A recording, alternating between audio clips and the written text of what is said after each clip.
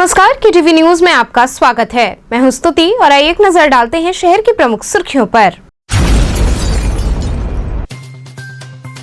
पराड़कर स्मृति भवन में मां गंगा की दशा पर एक संगोष्ठी हुई आयोजित।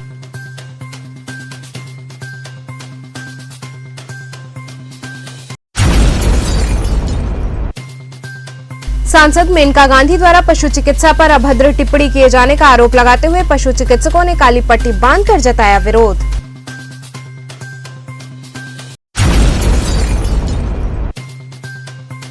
पूर्व की भांति कचहरी परिसर खुलते ही लोगों की दिखी भीड़।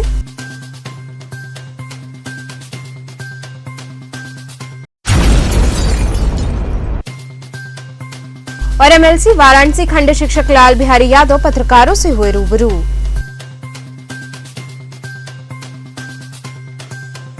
और अब खबरें विस्तार से। पराड़कर स्मृति भवन में मां गंगा की दशा पर एक संगोष्ठी आयोजित हुई। मैदागन स्थित पराड़कर स्मृति भवन के गर्दे सभागार में काशी विचार मंच एवं काशी के प्रबुद्ध जन द्वारा गंगा की दशा पर संगोष्ठी का आयोजन किया गया। कार्यक्रम के मुख्य वक्ता राजेंद्र सिंह रहे, वहीं विशिष्ट वक्ता के रूप में संकट मोचन मंदिर के महंत प्रोफेसर विशंबर नाथ मिश्र और डॉक्टर मोहम्मद आरिफ उपस्थित रहे। इस दौरान कार्यक्रम में आए हुए अतिथियों को पुष्पगुच्छ प्रदान कर उन्हें सम्मानित किया गया। इस अवसर पर अतिथियों ने मां गंगा की दशा पर अपने विचार व्यक्त किए और मां गंगा के संरक्षण का सभी ने संकल्प लिया। वहीं आशीष मिश्र द्वारा मां गंगा पर आधारित गीतों की प्रस्तुति की गई, जिसे सुनकर वहां उपस्थित लोग भावुक हो उठे। कार्यक्रम की अध्यक्षता आचार्य विवेक दास ने की, वहीं कार्यक्रम का संचालन व्योमेश शुक्ल ने किया।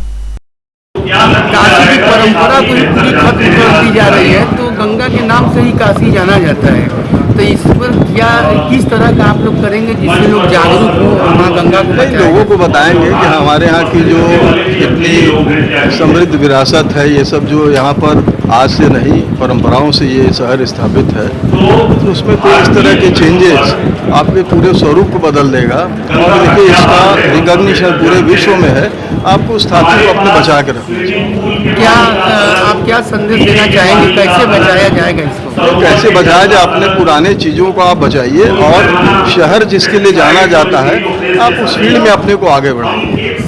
इस समय काफ़ी दिक्कतें किस चीज़ की है जिससे कि ये विलुप्त होता जा रहा है? एक तो प्रदूषण का सबसे बड़ा मामला है, उसके बाद हम नए रेत में नहर बनाना शुरू कर दिए। ये सब दिक्कतें तो है ही है। ऐसे पूरी आपकी फ्लो डायनेमिक्स चेंज होगी और गंगा का स्वरूप भी बदलेगा। सांसद मेनका गांधी द्वारा पशु चिकित्सा पर अभद्र टिप्पणी किए जाने का आरोप लगाते हुए पशु चिकित्सकों ने काली पट्टी बांधकर विरोध जताया। उत्तर प्रदेश पशु चिकित्सक संघ के पदाधिकारियों द्वारा काली पट्टी बांधकर सर्किट हाउस में विरोध प्रदर्शन किया गया। पशु चिकित्सा संघ के सदस्यों द्वारा बताया गया कि मेनका गांधी सांसद भारत सरकार के द्वारा आगरा में पशु चिकित्सा के खिलाफ अभद्र व असंसदीय भाषा का प्रयोग करने का मामला सामने आया है, जिसके चलते हम काली पट्टी बांधकर विरोध जता रहे हैं, क्योंकि एक सांसद जनप्रतिनिधि के द्वारा इस तरीके से अभद्र व असंसदीय भाषा का प्रयोग अशोभनीय है। जबकि भारतीय पशु चिकित्सा एक्ट के तहत एक प्रावधान है कि बिना किसी जांच के किसी पशु चिकित्सक के ऊपर कोई कार्रवाई नहीं की जा सकती है और न ही गिरफ्तार किया जा सकता है। ये एक दंडनीय अपराध है। वहीं प्रदर्शन में doctor Vijay Kumar Tripathi, doctor Purnendu Pratap Singh, doctor Ashish Kumar Singh, doctor Ramadhar Chaudhary इत्यादि लोग मौजूद रहे। हम लोग आज माननीय सांसद श्रीमती मेनका गांधी द्वारा जो अभद्र और असंसदीय भाषा का प्रयोग किया गया है हमारे आगरा के वेटनरी प्रैक्टिशनर के खिलाफ, उसके विरोध में आज हम लोग काला पट्टी बांध करके प्रदर्शन कर रहे हैं कि एक सांसद के द्वारा इस तरह से अमर्यादित व्यवहार करना उचित नहीं है। जबकि हमारे भारतीय पशु चिकित्सा परिषद के 1984 के एक्ट में भी प्रावधान है कि कोई भी व्यक्ति बिना जांच के किसी भी पशु चिकित्सक के खिलाफ जो है न तो कार्रवाई कर सकता है, न तो किसी भी भाषा का प्रयोग कर सकता है। ये दंडनीय अपराध है। हम लोग इसकी घोर निंदा करते हैं। क्या मांग करते हैं, क्या कार्रवाई होनी चाहिए? हम लोग आज राज्य मंत्री पशुधन मत्स्य एवं दुग्ध विकास उत्तर प्रदेश सरकार यहाँ पर आ रहे हैं, उनको ये ज्ञापन सौंपेंगे और उनके माध्यम से हम लोग ये अपील करते हैं दिल्ली में प्रधानमंत्री जी के यहाँ कि उनके खिलाफ कार्रवाई की जाए और जो भी संसदीय एक्ट है उनके खिलाफ ये कार्रवाई हो। पूर्व की भांति कचहरी परिसर खुलते ही लोगों की भीड़ देखने को मिली। वाराणसी का कचहरी परिसर पूरी तरह से अब खोल दिया गया है, जहां पहले की तरह लोगों और अधिवक्ताओं की भीड़ देखने को मिली। एडवोकेट कमलेश चंद्र त्रिपाठी ने कहा कि हाईकोर्ट के आदेश पर जिला एवं सत्र न्यायालय द्वारा जैसे कचहरी खुलती थी वैसे ही सारी अदालतें खोलने का आदेश जारी हुआ है। एक आदेश और जारी किया गया है कि जितने भी कचहरी परिसर में कार्यालय हैं, उस कार्यालय के बाहर कोविड-19 हेल्प डेस्क की स्थापना की जाए। कचहरी परिसर में कोविड गाइडलाइन का अगर पालन करने की बात की जाए तो वो ना के बराबर है। ऐसे में जो हमारे बार हैं उनको संयुक्त रूप से अभियान चलाना चाहिए और लोगों को जागरूक करने का कार्य करना चाहिए। क्या आदेश आया है अदालत खुलने का और कब से ये खुलेगा? माननीय हाईकोर्ट के आदेश पर जिला एवं सत्र न्यायाधीश महोदय द्वारा आज से पूर्ववत जिस प्रकार से कचहरी खुलती थी वो पूरी कचहरी समस्त कर्मचारियों को उपस्थिति के साथ खोलने का आदेश दिया गया है। और एक साथ में एक और आदेश उनके द्वारा दिया गया है कि जो भी कार्यालय जितने भी कार्यालय कचहरी से रिलेटेड हैं वहाँ कोविड हेल्प डेस्क की स्थापना की जाए और वो अनिवार्यता आदेश है। कोरोना गाइडलाइन का लोग देख रहे हैं जिस तरीके से पालन नहीं कर रहे हैं, कचहरी भी खुल गई है, अदालतें भी, तो किस तरीके से मैनेज करेगी? कचहरी में कोरोना गाइडलाइन का पालन किया जाना तो मुश्किल है और हो भी नहीं पाता है। बृहत स्तर पर देखा जाए तो इसका पालन नहीं हो पाता है और इसके लिए माननीय जिला एवं सत्र न्यायाधीश महोदय को हमारे जो बार हैं इनको संयुक्त रूप से एक अभियान ऐसा चलाना चाहिए कि जो भी अधिवक्तागण हैं उनकी सीट पर जाकर के वैक्सीनेशन की कार्रवाई की जाए, क्योंकि बचाव का एकमात्र उपाय वैक्सीनेशन ही है। और अगर अधिवक्ताओं की सीट पर लोगों को वैक्सीन उपलब्ध हो जाए, उनको वैक्सीन लग जाए, तब बचाव किया जा सकता है। तो क्या फिर कहेंगे सरकार को कि ये पहल पहले ही फिर कर देना चाहिए, उसके बाद कचहरी परिषद खोलना चाहिए कि नहीं? जब वैक्सीनेशन ही एकमात्र बचाव का उपाय है और कुछ परिसर जैसे कचहरी परिसर ऐसा है कि जहां अपना सोशल डिस्टेंसिंग का पालन कर सकते हैं, न तो ये संभव है कि आप समस्त लोगों के लिए मास्क कंपलसरी करें और लोग मास्क लगाएं, क्योंकि इतने भारी संख्या पर लोगों पर निगाह रखना या उनसे पालन करवाना ये दुरूहतम कार्य है, इसलिए वैक्सीनेशन अनिवार्य है। एमएलसी वाराणसी खंड शिक्षक लाल बिहारी यादव पत्रकारों से रूबरू हुए। उत्तर प्रदेश माध्यमिक शिक्षक संघ वित्त विहीन ग्रुप एमएलसी वाराणसी खंड शिक्षक लाल बिहारी यादव ने पत्रकारों से रूबरू होते हुए कहा कि भारतीय जनता पार्टी की सरकार शिक्षक विरोधी है। सदन में जो बजट आया है उसमें वित्त विहीन विद्यालयों के शिक्षकों के लिए कोई व्यवस्था नहीं है, जबकि सदन में प्रदेश के 21,000 वित्त विहीन विद्यालयों में कार्यरत शिक्षकों एवं कर्मचारियों की समस्याओं को मजबूती से उठाया गया था। इसके बावजूद भी सरकार द्वारा शिक्षकों पर ध्यान नहीं दिया जा रहा है। शिक्षकों के सामने अपनी सरकार बनाने के अलावा और कोई रास्ता नहीं बचा है। देखिए, इस प्रेस वार्ता के माध्यम से हम प्रदेश की सरकार को वित्त विहीन विद्यालय में पढ़ाने वाले जो शिक्षक हैं, जो माध्यमिक शिक्षा में 80% भागीदारी देते हैं, उनकी आर्थिक स्थिति, उनकी माली हालत इतनी खराब है कि वो अपना जीवन यापन करना उनका दूभर हो गया है। आज जिनकी स्थिति मनरेगा के मजदूरों से भी बदतर हो गई है, जो रोजी पाकर भी रोटी के लिए मोहताज हैं। आज पूरे प्रदेश में माध्यमिक शिक्षा का 80% जो भार जिनके कंधों पर है, विद्यालय न खुलने से प्रबंधक फीस नहीं पा रहा है और न फीस मिल रही है और न तो उनको मानदेय दे रहा है। इसलिए शिक्षक एकदम भूखमरी के कगार पर है। इस पर कई पत्र हम लोगों ने सरकार को दिया, हमारे संगठन ने ज्ञापन भी सभी जिलाधिकारियों को भी दिया, लेकिन सरकार तनिक भी ध्यान नहीं दे रही है। हम सरकार को आप लोगों के माध्यम से, इस मीडिया के माध्यम से हम यह आग्रह करना चाहते हैं कि पूरे प्रदेश के जो वित्त विहीन विद्यालय के शिक्षक हैं उनको सरकार जो है मानदेय की व्यवस्था करे ताकि वह जिंदा रह सकें। भारत के संविधान के आर्टिकल 21 के सब क्लास 1 की व्यवस्था उन पर लागू हो सके। जीने का उनको अधिकार है संविधान के तहत, तो जिंदा कैसे रहेंगे? जब खेती करने जा रहे हैं तो उनका लाभकारी मूल्य खेती का नहीं मिल पा रहा, दूसरी तरफ विद्यालय में पढ़ाने जा रहे हैं तो मानदेय भी नहीं पा रहे हैं। दोनों तरफ से मारे जा रहे हैं, उनका जीवन यापन करना बहुत मुश्किल हो गया है। जो छात्र पास कर दिए जा रहे हैं उन पे क्या करना चाहिए? जो छात्र पास कर दिए जा रहे हैं उसके विषय में हमारा स्पष्ट मानना है, यह प्रदेश की सरकार यूपी बोर्ड को साक्षर बनाने की एजेंसी बना ली है कि बच्चों को साक्षर बना दिया जाए, जिससे माध्यमिक शिक्षा का स्तर गिर रहा है। 2 वर्षों से तो ये अपग्रेड करते जा रहे हैं। और 3 साल पहले इन्होंने क्या काम किया कि 20 नंबर गैस मार्क दे करके 4 विषयों में भी फेल बच्चों को पास कर दिया। तो जब 4 विषयों में फेल बच्चा पास होकर अगली कक्षा में चला जाएगा, अपग्रेड 2-2 साल 3-3 साल बच्चे कर दिए जाएंगे, तो उनका जीवन तो अपने आप बर्बाद हो गया। मेरा ये मानना है कि इस सेक्शन को 0 कर देना चाहिए। अगर ये महामारी है और महामारी में पढ़ाई लिखाई नहीं हो रही, विद्यालय नहीं खुल रहे हैं, तो अगर सेक्शन 0 कर दिया जाता, 1 साल 2 साल अगर 0 हो जाता, तो उस बच्चे का 2 साल का बर्बादी होती, 2 साल उसके जीवन का 2 साल का समय बर्बाद होता। लेकिन अपग्रेड करके पूरे जीवन को बर्बाद कर दिया जा रहा है। इसलिए मेरा मानना है कि यह उत्तर प्रदेश की सरकार जो है साक्षर बनाने का काम केवल कर रही है, कंपटीशन के लिए बच्चों को तैयार नहीं होने दे रही है। ये जो गांव गरीब किसान मजदूर के बच्चे हैं, उनको शिक्षा से वंचित करने का, कंपटीशन में न वे खड़ा हों, इसकी एक बहुत बड़ी साजिश है। ये बड़े लोगों के बच्चे जो CBSE में पढ़ते हैं, अन्य विद्यालयों में पढ़ते हैं, उनके पास तो संसाधन है, वह तो अपने संसाधन से, लैपटॉप से, वह मोबाइल से, वह तो घर बैठ कर के शिक्षा ले रहे हैं। लेकिन जिनके पास बड़ी मोबाइल नहीं है, जिन गाँव में जो है कनेक्शन नहीं है, वह कैसे ले पाएंगे? इस पर मेरा ये कहना है कि ये सेक्शन 0 कर देना चाहिए। और दूसरी चीज़ मैं आपसे कहना चाहता हूँ कि इस साल बोर्ड की परीक्षा इन लोगों ने कैंसिल कर दिया। बोर्ड की परीक्षा इन लोगों ने कैंसिल कर दिया।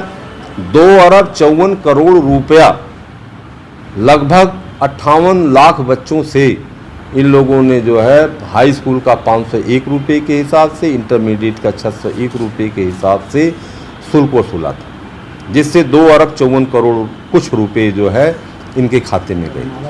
और वह गरीब बच्चों के पैसे हैं, गरीब अभिभावकों के बच्चे हैं, जो गांव किसान खेती करने वाला है, तो उस पैसे को तो वापस कर देना चाहिए। उस पैसे को वापस कर देते, या उस पैसे से उन जो भूखमरी के कगार पर शिक्षक है उसको वापस कर देते जो है। लेकिन उस सरकार वह पैसे को क्या करना चाहती है, इनका कोई अभी तक स्पष्टीकरण नहीं आया। यहाँ रुकेंगे एक छोटे से ब्रेक के लिए, आप बने रहिए KTV के साथ।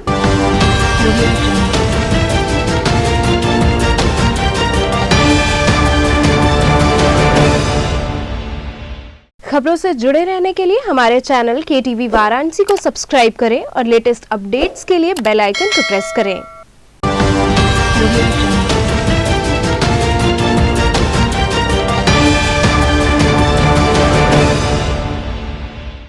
ब्रेक के बाद आपका स्वागत है। शहर के गली मोहल्लों में जल जमाव के साथ ही दुर्गाकुंड स्थित बनकटी हनुमान मंदिर में भी भीषण जल जमाव हो गया, जिससे दैनिक दर्शन पूजन का कार्य बाधित हो गया। वाराणसी में करोड़ों रुपए के ड्रेनेज सिस्टम की मानसून की पहली बारिश ने ही पोल खोल दी। बनारस की सड़क, गली और घरों के बाद प्राचीन मंदिर भी बारिश के बाद सीवर के जल में जलमग्न हो गए।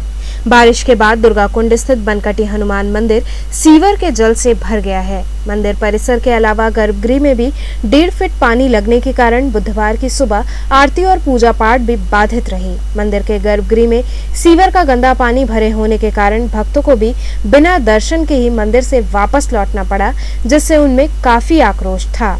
मंदिर में नित्य दर्शन करने वाले भक्त दीपक कुमार ने बताया कि नगर निगम और जल निगम की लापरवाही के कारण मंदिर के गर्भगृह में सीवर का पानी भर गया है।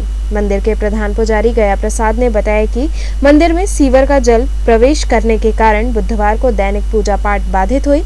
पाइप के जरिए मंदिर के गर्भगृह से जल को निकाला जा रहा है। बीते कुछ दिनों से हो रही बारिश के कारण ऐसी समस्या आ रही है, लेकिन बुधवार को गर्भगृह में 1.5 फीट तक पानी भर गया और भगवान का विग्रह भी करीब आधा फीट डूब गया है।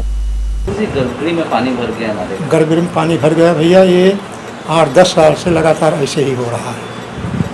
और जहाँ तक आशा है, कुछ लोग कहते हैं कि पोखरे का लेवल जब ऊपर होता है तो वहाँ से स्रोत इसका है, यहाँ से आ जाता है। अभी बारिश हुई, बारिश होने के नाते जो है इधर आज 4 दिन से पानी भरा हुआ है। अब पानी इतनी गहराई में को बाल्टी से निकाला नहीं जा सकता।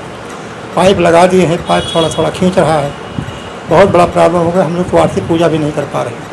अब इतने पानी में घुसते तो आरती पूजा होती है। शिकायत आपने कहीं की है? शिकायत नहीं, कई लोग भी न्यूज़ वाले ऐप में लिख कर गए हैं तो लोग शिकायत करेंगे। और समस्या है कि सड़क ऊंची है, मंदिर नीचा है। ये 50 साल कैसा समय चल रहा है। और इसकी मोटी पाइप याद पर डाली जाए जो पानी को रिकवरी करे। ये हम लोगों के लिए बहुत बड़ी परेशानी है। और उसमें बार बार पानी में घुसना, सर्दी जुकाम भी हो जा रहा है।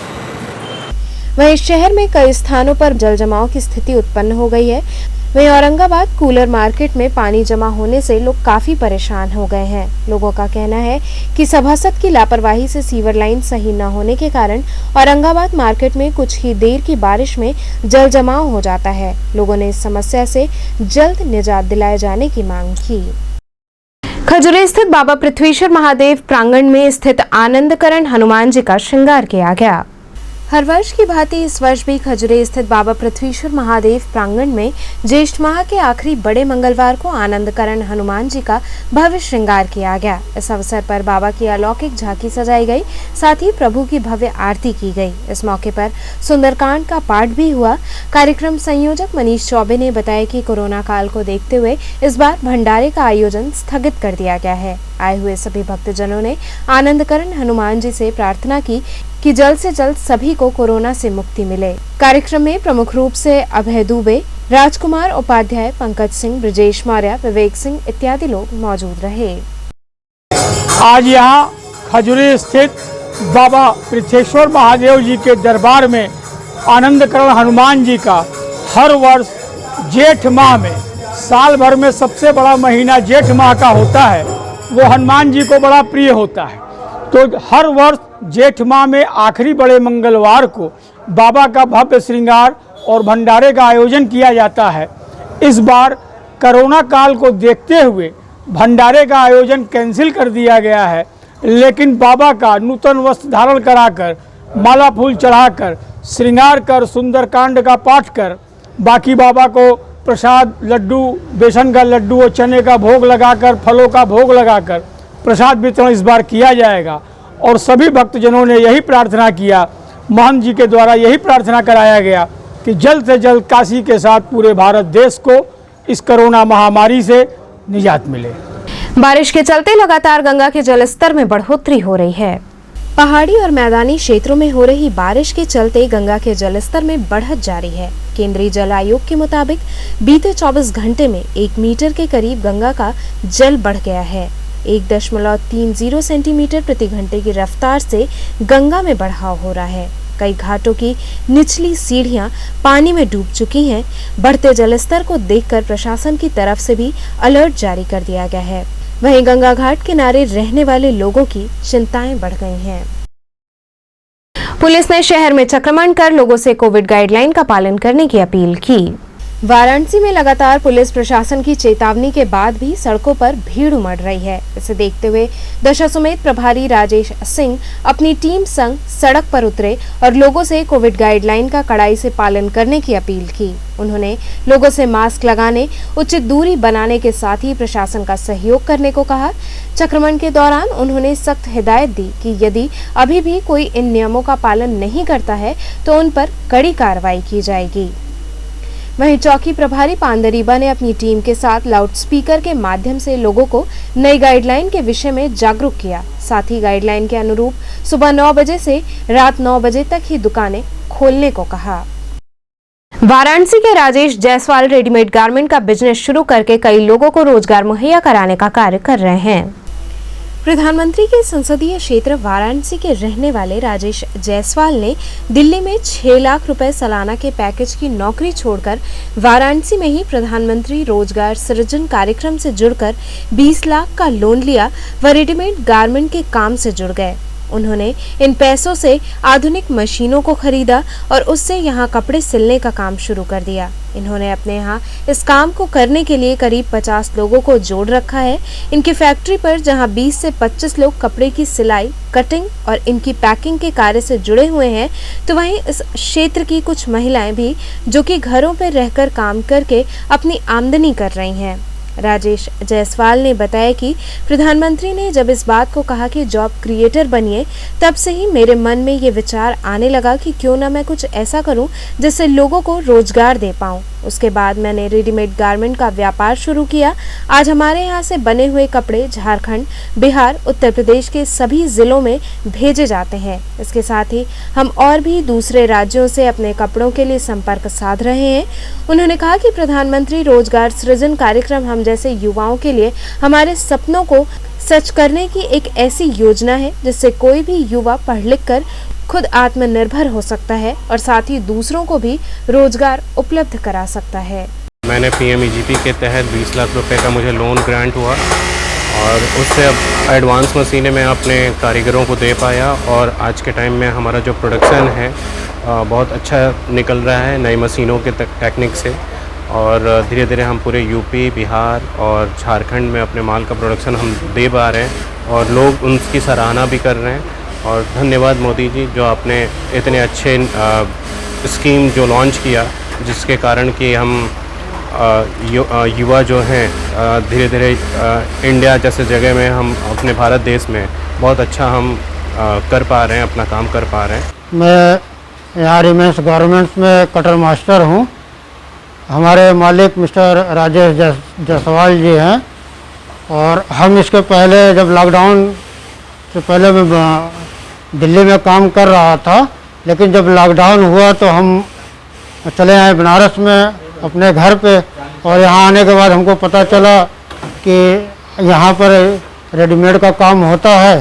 तो हमने मिस्टर राजेश जायसवाल जी जो यहाँ के मालिक हैं उनसे मैंने बात किया और उनके बात करने के बाद हमें यहाँ काम मिला और जब तक संपूर्ण लॉकडाउन भर राजेश भैया काम करवाते रह गए। हम लोग काम किया गया और जितना वहाँ मिलता था तकरीबन लमसम उतना मिल जाता है। हम अपने परिवार के साथ में रहते हैं और खुशी रहते हैं। मैं इसके पहले दिल्ली में काम करता था, लॉकडाउन की वजह से दिल्ली से चला आया।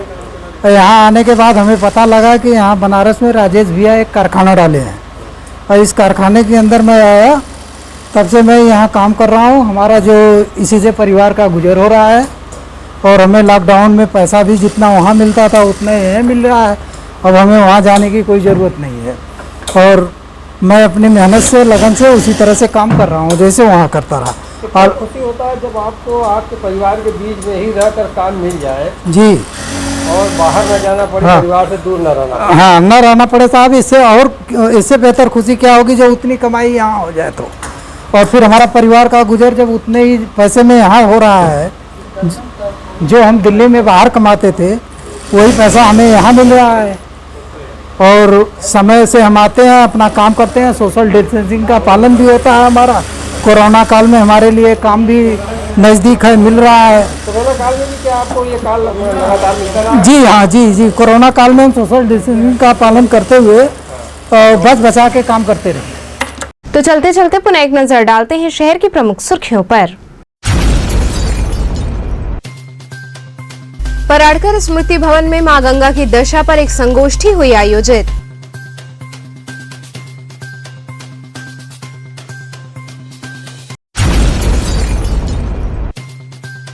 सांसद मेनका गांधी द्वारा पशु चिकित्सा पर अभद्र टिप्पणी किए जाने का आरोप लगाते हुए पशु चिकित्सकों ने काली पट्टी बांधकर जताया विरोध।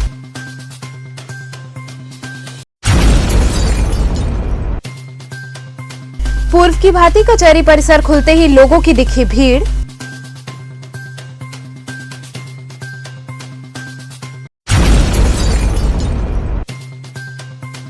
और MLC वाराणसी खंड शिक्षक लाल बिहारी यादव पत्रकारों से हुए रूबरू।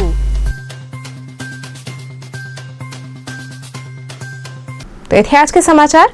कल फिर होगी मुलाकात, तब तक के लिए नमस्कार।